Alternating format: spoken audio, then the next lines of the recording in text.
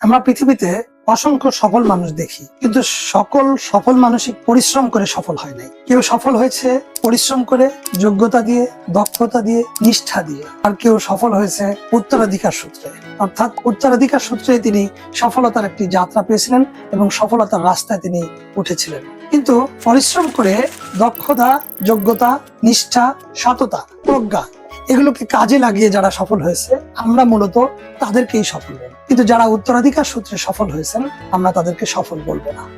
যারা পরিশ্রম করে সফল হয়েছেন, যারা অসম্ভবকে সম্ভব করেছেন, যারা দক্ষতা, যোগ্যতা, প্রজ্ঞা, নিষ্ঠা এবং সততাকে কাজে লাগিয়েছেন, তাদের মধ্যে একজনের নাম আমি আজকে বলতে চাই। তিনি হলেন মার্কিন সাবেক প্রেসিডেন্ট বারাক ওবামা।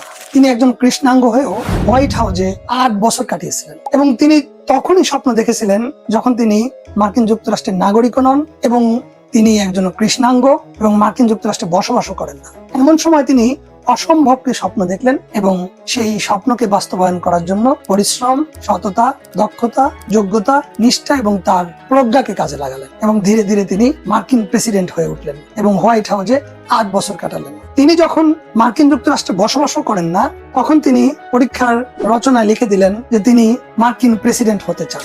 তা আসলে সফল হওয়ার জন্য পরিশ্রম, দক্ষতা, যোগ্যতা, নিষ্ঠা এগুলোই গুরুত্বপূর্ণ। অসম্ভবকে সম্ভব করতে আপনি পরিশ্রম করুন, আপনি দেখবেন যে সফল অবশ্যই হবেন। নিশ্চিত সফলতা আপনার হাতে ধরা দেবে।